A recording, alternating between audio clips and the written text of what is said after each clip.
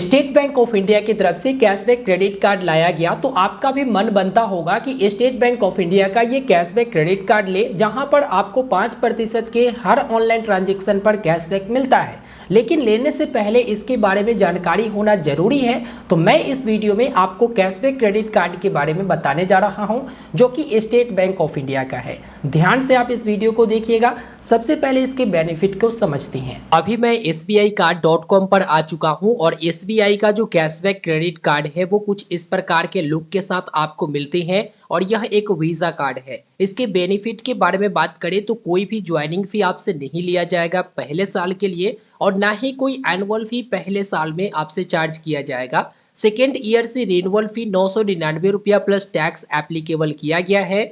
इस cashback credit card में आपको 5% की कैशबैक मिलेंगे प्रत्येक ऑनलाइन स्पेंड पर बिना किसी मर्चेंट रेस्ट्रिक्शन के। वही ऑफलाइन स्पेंड पर आपको 1% की कैशबैक मिलेगा और यूटिलिटी पेमेंट पर भी 1% की कैशबैक मिलेगा। रेंट पेमेंट अगर आप इस क्रेडिट कार्ड से करेंगे या फिर फ्यूल स्पेंड या वॉलेट में लोड मनी या फिर मर्चेंट EMI या फिर cash advance, balance transfer, in cash या फ्लेक्सी पे, तो इन सभी पर आपको कैशबैक नहीं दिया जाएगा। इसके साथ ही बताया गया है कि जो कैशबैक है वो ऑटोमेटिक आपके SBI कार्ड अकाउंट में जो नेक्स्ट स्टेटमेंट जनरेट होता है उसके 2 दिनों के अंदर क्रेडिट कर दिया जाएगा। तो इसमें रिवॉर्ड वगैरह की झंझट नहीं है, कैशबैक सीधे आपके क्रेडिट कार्ड में दे दिया जाएगा। 2 लाख रुपया सालाना या फिर इससे ऊपर के स्पेंड पर जो एनुअल चार्ज जेनुअल फी लिया जाएगा वो आपको वापस कर दिया जाएगा। इसमें कम्प्लीमेंट्री डोमेस्टिक लॉन्च एक्सेस करने को मिलता है, जो कि साल में 4 मिलता है,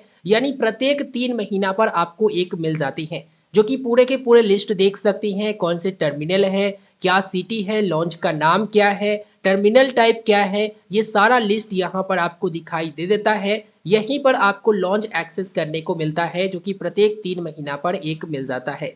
फ्यूल सरचार्ज माफ किया जाएगा, 1% का फ्यूल सरचार्ज जो कि पूरे पेट्रोल पंप इंडिया में जितने भी है उस पर माफ किया जाएगा, जिसमें 500 रुपया से लेकर 3000 के ट्रांजेक्शन पर माफ किया जाएगा। लेकिन GST और अदर जो चार्जेस लगेंगे वो इंक्लूड इसमें नहीं किया गया है। इसमें जो सरचार्ज माफ होगा वो 100 रुपया पर स्टेटमेंट साइकिल माफ किया जाएगा। एक बात यहाँ पर बताना चाहेंगे कि जो 5% की कैशबैक रखा गया है वो पर मंथ के अनुसार से कैपिंग के साथ है। अप टू 10,000 रुपया तक 5% के अनुसार से मिलेगा, जो कि ऑनलाइन स्पेंड पर आपको दिए जाएंगे। अगर विशेष फीचर के बारे में बात करें तो इसका टर्म्स एंड कंडीशन जो यूजेस वगैरह का है वो भी यहाँ पर बताया गया है। इसके साथ ही कॉन्टैक्टलेस एडवांटेज आपको देखने को मिलता है। कॉन्टैक्टलेस आप पेमेंट कर सकते हैं, वर्ल्ड वाइड आप इसका इस्तेमाल कर सकते हैं। इसमें आपको एड ऑन कार्ड की फैसिलिटी भी मिलती है, मतलब आप अपने पेरेंट्स, स्पाउस या फिर चिल्ड्रन के लिए जिनका उम्र जो है 18 वर्ष से ऊपर है, उनके लिए अपने ही क्रेडिट लिमिट के साथ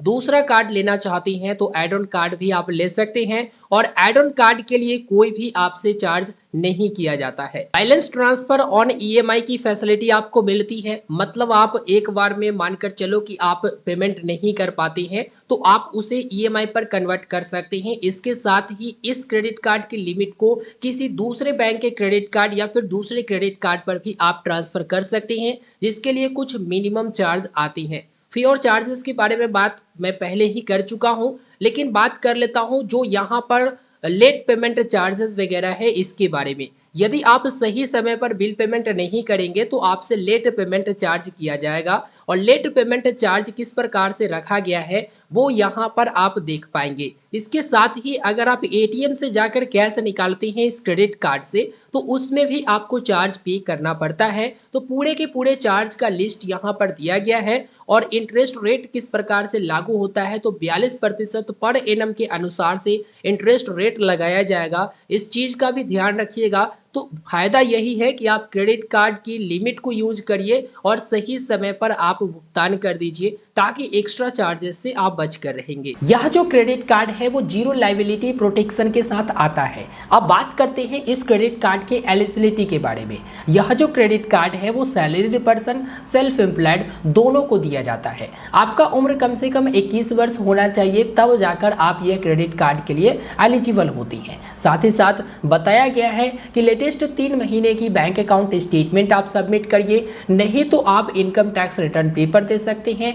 नहीं तो आप सैलरी स्लिप दे सकते हैं। तो यहाँ पर तीनों में से कुछ भी आपके पास है और अगर बैंक आप पर भरोसा करती है तो आप यह क्रेडिट कार्ड काफ़ी आसानी से ले सकती हैं और उनके एलिजिबिलिटी क्राइटेरिया को फुलफिल करेंगे तो आपको ये क्रेडिट कार्ड काफ़ी आसानी से मिल जाएगा। अप्लाई प्रोसेस एक नज़र में देख लेते हैं। इस क्रेडिट कार्ड को अप्लाई करने के लिए मैंने लिंक वीडियो के डिस्क्रिप्शन में दे दिया है, उस पर क्लिक करके आप अप्लाई कर सकते हैं। नहीं तो sbicard.com पर आ सकते हैं, यहाँ पर SBI कैशबैक क्रेडिट कार्ड दिखाया जाएगा तो आप अप्लाई पर क्लिक करेंगे। अप्लाई पर क्लिक करने के बाद आपके सामने इस प्रकार के इंटरफेस नजर आएगा। यहाँ पर आप मात्र 3 स्टेप में इस क्रेडिट कार्ड को अप्लाई कर सकेंगे, जिसके लिए आपको स्टार्ट अप्लाई जर्नी पर क्लिक करना होगा। उसके बाद सबसे पहले पर्सनल डिटेल, जिसमें आप अपना नाम, mobile number, city, pan card और डेट ऑफ बर्थ को डालेंगे। उसके बाद प्रोफेशनल डिटेल, मतलब आप क्या करते हैं, डिजिग्नेशन क्या है, कंपनी का नाम क्या है।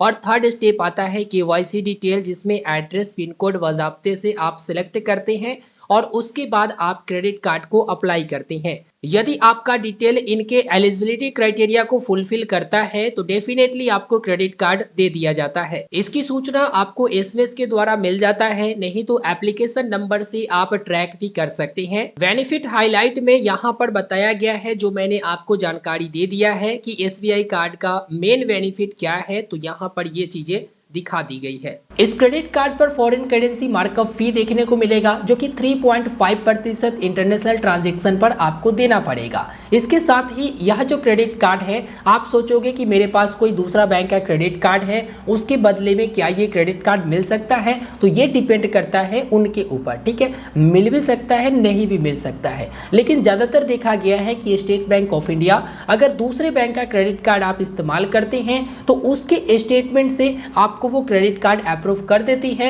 और वो जितना भरोसा करती है उस अनुसार से ही लिमिट देती है।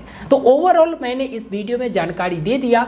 अब मैं बताऊं कि आपको लेना चाहिए या फिर नहीं लेना चाहिए। अगर आप ऑनलाइन ट्रांजैक्शन ज़्यादा करते हैं, आपको लगता है कि ये 5% वाला मेरे लिए काफ़ी अच्छा रहेगा, बेनिफिट भी देगा, तो डेफिनेटली आप इस क्रेडिट कार्ड की तरफ जा सकते हैं। लेकिन ध्यान रखिएगा, साल में 2 लाख रुपया या फिर इससे ऊपर का स्पेंड करेंगे तभी जाकर रेनुअल फी माफ़ होगा, रिवर्स किया जाएगा, नहीं तो 999 रुपया प्लस GST की आप चार्ज देने के लिए सालाना तैयार रहिएगा। मेरे ख्याल से अगर आप विशेष ऑनलाइन ट्रांजैक्शन करते हैं, ज़्यादातर करते हैं, तो आप यह क्रेडिट कार्ड की तरफ जा सकते हैं। ये डिपेंड करता है आप किस तरह से यूज करते हैं। अगर आपका ज़्यादा यूज नहीं है, आप ज़्यादा ऑनलाइन ट्रांजैक्शन नहीं करते हैं, तो उस स्थिति में आप दूसरे क्रेडिट कार्ड की तरफ ही जा सकती हैं, जो कि SBI का सिंपली क्लिक, सिंपली सेव, काफ़ी सारे क्रेडिट कार्ड है। मैं वीडियो प्रॉपर लेकर आते रहूँगा।